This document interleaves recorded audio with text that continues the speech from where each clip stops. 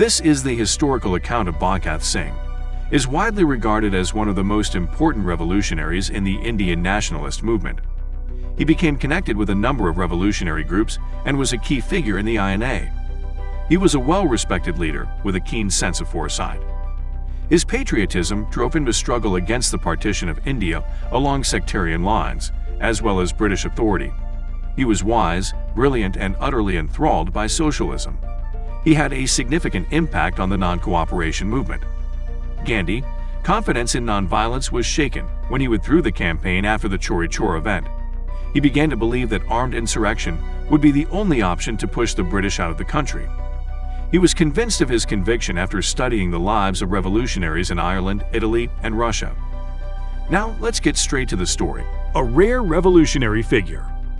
Bhagat Singh was the second son of Kishan Singh and Vidyavati, and was born on September 27, 1907, to a Sikh family in Punjab, India, now present Pakistan. The family was deeply rooted in nationalism and actively participated in independence struggles. His father was imprisoned for political activism at the time of Bhagat's birth. Bhagat Singh was well aware of this family's revolutionary actions by the time he was 13 years old. Singh dropped out of school and enrolled in the National College in Lahore, where he studied European revolutionary movements, when his father became a supporter of Mahatma Gandhi's call for a boycott of government-aided institutions. He became disillusioned with Gandhi's nonviolent struggle over time, feeling that military conflict was the only way to achieve political freedom. The Simon Commission was established by the British government in 1928 to report on the political situation in India.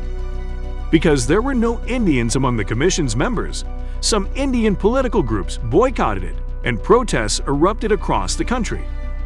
Lala Lajpat Rai led a march in protest of the Commission's visit to Lahore on October 30, 1928. Attempts by police to disperse the massive throng were met with violence. James A. Scott, the police superintendent, ordered the officers to Lafayette charge, used batons against the demonstrators, and assaulted Rai, who was injured. On November 17, 1928, Rai died of a heart attack. Doctors suspected that the traumas he had sustained had hastened his death. When the issue was brought up in the British Parliament, the British government denied any involvement in Rai's death. Singh was a key member of the Hindustan Republican Association and was most likely responsible for the organization's name change to Hindustan Socialist Republican Association in 1928. Rai's death was to be avenged by the HSRA. To assassinate Scott, Singh collaborated with revolutionaries such as Shivaram Rajguru, Sukhdev Thapar, and Chandrasekhar Azad. The plotters, however, shot John P. Saunders, an assistant superintendent of police, as he was leaving the district police headquarters in Lahore on 1928 in a case of mistaken identity. The group departed by the DAV College entrance, which is across the street from the district police headquarters, after killing Saunders. Chandrasekhar Azad's covering fire killed Chanan Singh, a head constable who was pursuing them. They then took to their bikes and rode to prearranged safe places. To apprehend them, the police began a large search operation, blocking all city gates and exits, while the Crime Investigation Department maintained a close eye on all young males leaving Lahore. For the following 2 days, the fugitives hid from the police. Sukhdev requested assistance from Durgawati Devi, also known as Durga Babi, the wife of another HSRA member, Bhagwati Charan Vora, on December 19, 1928, and she accepted. They planned to catch an early morning train from Lahore to Bathinda on their way to Howrah, Kolkata. The arrest and incident during the 1929 assembly. Singh had been using the power of theater to encourage resistance to the British for some time, acquiring a magic lantern to project slides that enlivened his presentations about revolutionaries like Ram Prasad Bismil, who had died as a result of the Kakori conspiracy. He proposed a spectacular act to the HSRA in 1929 in order to obtain widespread awareness for their causes. Singh's goal was to detonate a bomb within the Central Legislative Assembly, influenced by Auguste Vaillant, a French anarchist who had destroyed the Chamber of Deputies in Paris. The nominal intention was to protest the Viceroy's use of special powers to enact the Public Safety Bill and the Trade Dispute Act, both of which had been rejected by the Assembly. The actual intention was for the perpetrators to allow themselves to be arrested so that they could use court appearances to publicize their cause. The HSRA leadership was initially opposed to Bhagat's involvement in the bombing because they were convinced that his earlier involvement in the Saunders shooting would lead to his arrest and execution. They eventually agreed that he was the best candidate for the job. Singh, aided by Bhagat Singh, detonated 2 explosives in the assembly chamber when it was in session on April 8, 1929. The bombs were not meant to kill people, but they did harm some people, notably George Ernest Schuster, the Viceroy's Executive Council's financial member. The smoke from the explosions filled the assembly, and Singh and Dutt could have possibly gotten away amid the chaos if they had wanted to. Instead, they continued to yell, "Inquilab Zindabad," meaning "Long live the revolution," and distribute leaflets.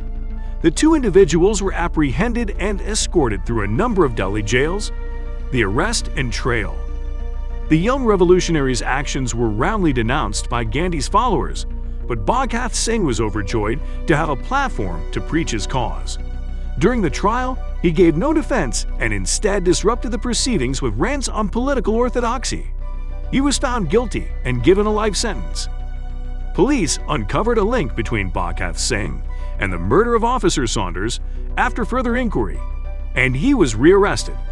He went on a hunger strike in prison while awaiting trial.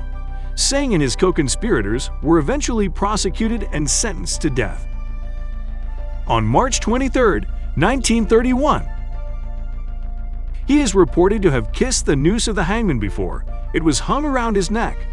His demise elicited a range of reactions across India. Gandhi's detractors thought he was too extreme and harmed the cause of independence, while his followers saw him as a martyr. Singh continues to be a prominent, if divisive, role in India's independence movement.